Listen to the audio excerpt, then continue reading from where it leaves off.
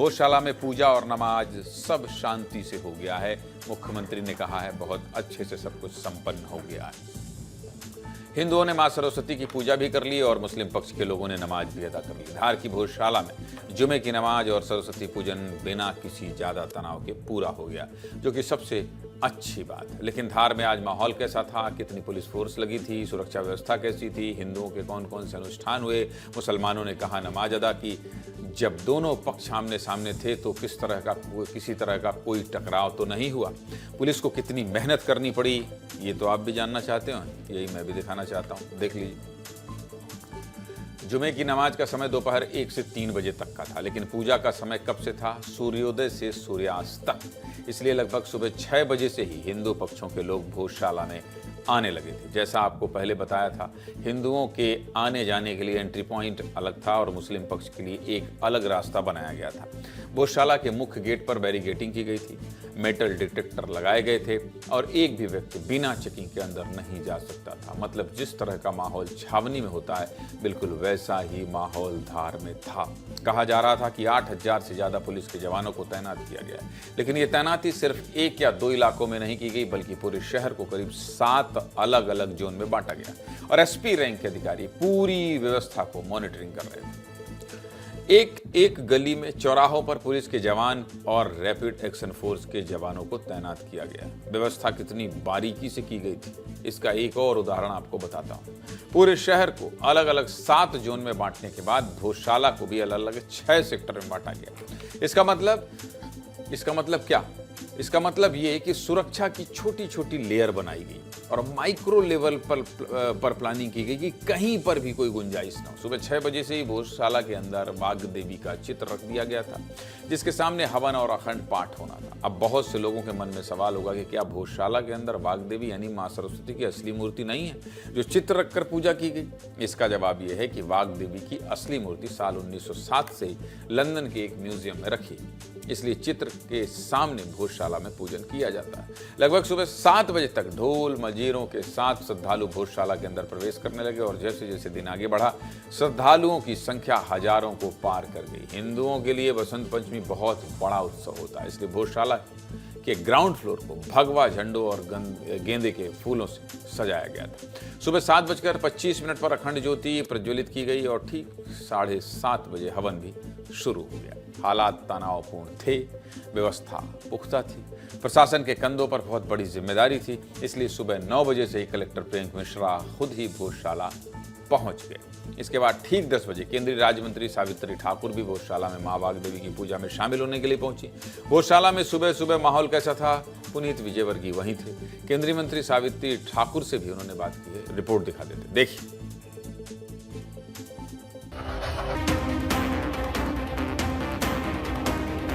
इस साइड भी आप देखेंगे तो दूर दूर तक लंबी लाइनें नजर आ जाएगी। इनके श्रद्धालु तो काफी खुश नजर आ रहे हैं। आप देखेंगे लाइनें बड़ी लंबी लगी हुई हैं।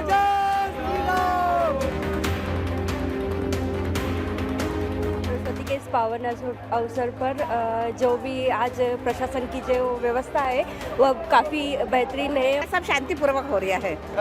हाँ। कोई तनाव नहीं, कोई तनाव नहीं, कोई डर नहीं है। ऐसा लग रहा है कि हमारी आस्थाओं का सम्मान किया है शासन प्रशासन। गवर्नमेंट ने कोर्ट ने डिसीजन दे दिया है, कोई दिक्कत नहीं। अच्छे दर्शन हम हर साल की तरह करते हैं और इस साल भी सभी हमारी मातृशक्ति आप देख रहे हैं, सभी बड़ी संख्या में आ रहे हैं। हमारे महिला पुरुष बच्चे सभी लोग दर्शन करने के लिए आ रहे हैं और दर्शन करके सभी जाएंगे। चलिए, यहाँ तक पुलिस के लिए ज़्यादा मुश्किलें नहीं आईं, लेकिन चुनौती इसके बाद शुरू हुई। इसके बाद 3 बड़े आयोजन थे। पहला हिंदुओं की शोभा यात्रा, दूसरा 1:15 पर मां वाग देवी की महाआरती और तीसरा 1 बजे ही जुमे की नमाज। यानी महाआरती का समय भी वही था, शोभा यात्रा के भोजशाला पहुंचने का समय भी वही था और नमाज का समय भी वही था। 11:35 पर शोभा यात्रा शुरू हुई। हिंदू पक्ष की तरफ से कई हजार लोग इस शोभा यात्रा में शामिल हुए। मां सरस्वती और भगवान राम के जयकारे लगाए गए। डीजे के जरिए भजन पर श्रद्धालु थिरक रहे थे। इन श्रद्धालुओं के हाथों में बड़े बड़े झंडे थे, किसी के हाथों में मां वाग देवी का चित्र था, किसी के हाथों में गदा थी और इतनी भीड़ को संभालना पुलिस के लिए सबसे बड़ी चुनौती भी थी। शोभा यात्रा के बाद 1:15 पर मां वाग्देवी की महाआरती शुरू हुई। महाआरती शुरू होने के लगभग 6 मिनट बाद नमाज के लिए मुस्लिम पक्ष के लोगों को भोजशाला के अंदर लाया गया और महाआरती और जुमे की नमाज एक ही समय पर हुई।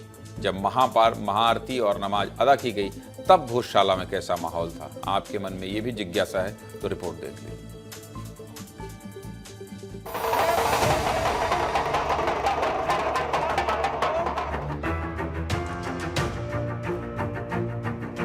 शोभा यात्रा लालबाग से निकलकर भोजशाला तक पहुंची है।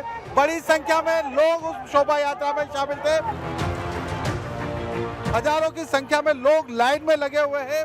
लाइन भोजशाला से काफी दूर बाहर तक आ चुकी है। मुस्लिम पक्ष के जो लोग हैं जिन्हें नमाज पढ़नी है उन्हें भोजशाला परिसर में लाया जा चुका है। उन सभी को पुलिस की एक बड़ी वैन में भर के लाया गया है। उन्हें सीधे पार्किंग में ले जाया गया और पार्किंग से उन्हें उतारकर अंदर ले जाया गया है। गाड़ियां पुलिस की उनके आगे पीछे थी। उनके अलावा खुद कलेक्टर और आईजी की गाड़ी भी उनके साथ में मौजूद थी। भारी फोर्स वहां पर लगाया गया था। चारों तरफ से बख्तरबंद पुलिस की वैन के अंदर मुस्लिम समाज के लोग आए और सिर्फ 20 लोगों ने ही नमाज अदा की। इससे पहले साल 2016 में भी जब बसंत पंचमी और जुमे की नमाज एक दिन हुई थी तब भी इसी तरह की व्यवस्था की गई थी। चलिए, शांति से नमाज भी हो गई, महाआरती भी हो गई। इसके बाद क्या हुआ? इसके बाद सूर्यास्त होने तक सरस्वती पूजन चलता रहा। एक एक करके श्रद्धालु दर्शन करते रहे और शांतिपूर्वक तरीके से दोनों आयोजन पूरे हो गए। दोनों पक्षों के आयोजन होने के बाद मुख्यमंत्री डॉक्टर मोहन यादव और कलेक्टर प्रियंक मिश्रा ने क्या कहा, सुनिए। भोजशाला में सुप्रीम कोर्ट के निर्णय के परिपालन में हमारे प्रशासन ने बहुत अच्छा काम किया है। हमने निर्बाध रूप से पूजा भी रखी और सरकार को जो सुप्रीम कोर्ट के निर्णय के परिप्रेक्ष्य में नमाज कराने का भी जो निर्देश जारी था, मुझे अधिकारियों ने बताया कि हमने नमाज भी वहाँ उसी सुप्रीम कोर्ट के आदेश पर कराया। पूरा शहर में सभी चीज़ें, शांति व्यवस्था, पूरा लोक व्यवस्था बहुत सुचारू रूप से है। उसके लिए मैं धार की जनता, धार के आसपास की जो जनता आ जाई थी, दोनों समुदाय के सभी व्यक्तियों को, सभी को मेरी ओर से बहुत बहुत धन्यवाद। अभी भी हमारी कड़ी निगरानी है। हम एक एक चीज पे निगरानी रख रहे हैं और जो भी कानून व्यवस्था को हाथ में लेने का प्रयास करेगा उस पर हम कड़ी कार्रवाई करेंगे। सब कुछ बहुत अच्छे से हो गया, जिसके बाद भोजशाला के बाहर आतिशबाजी की गई, पटाखे फोड़े गए और बसंत पंचमी का जश्न धूमधाम से मनाया गया। सीधे मुद्दे की बात क्या? सीधे मुद्दे की बात यही कि प्रशासन भी यही चाहता था, सुप्रीम कोर्ट भी यही चाहती थी, मध्य प्रदेश सरकार भी यही चाहती थी और जनता भी यही चाहती थी कि सब कुछ शांति से हो जाए। और अब सब कुछ शांति से हो गया है, नमाज भी हो गई है और पूजा भी हो गई है। तो एक बार फिर से आपको लेकर चलते हैं भोजशाला और पुनीत से बात करते हैं कि पुनीत, सब कुछ शांति से हो गया, कहीं कोई अप्रिय स्थिति नहीं, सब अपने अपने इस इष्ट देव को आराधना उन्होंने सबने कर ली है। अभी क्या स्थिति है? बिना कोई शोर के, बिना किसी शोर शराबे के दिखाइए और बताइए पुनीत। अब बिल्कुल देखिए, भोजशाला बंद हो चुकी है सूर्यास्त के बाद से और अभी भी यहाँ पर माहौल है, लेकिन लोगों में कितनी खुशी है ज्ञानन जी, वो मैं जरूर आपको सुनाना चाहूँगा। आपको कितना अच्छा लगा? आज हमको यहाँ दर्शन किए माँ सरस्वती के, बहुत अच्छा लगा। अब हमारी हिंदू की जीत हुई है, अब अखंड पूजा हुई आज हमारे हिंदू समाज की, और हिंदू संगठन से आज ये विनती है कि ऐसे ही सहयोग बताते रहे। आप क्या कहते हैं? बहुत बढ़िया दर्शन हुए, बहुत अच्छा लगा।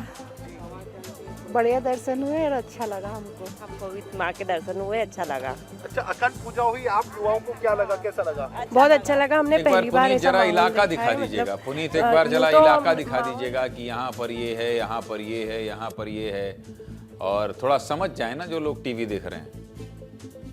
देखिए बिल्कुल ज्ञानन जी, देखिए यहाँ पर ये गेट था जो कि बंद हो चुके हैं, बैरिकेड्स लग चुके हैं, पुलिस के लोग यहाँ पर जरूर मौजूद है, लेकिन यहाँ से जो रास्ता था अंदर भोजशाला जाने का, वहाँ पर ताले लग चुके हैं। सरस्वती कंठाभरण का यह गेट बना हुआ है। इसके अलावा जिस पूरे रास्ते पर दिन भर भीड़ थी, अब वो पूरा खाली नजर आ रहा है।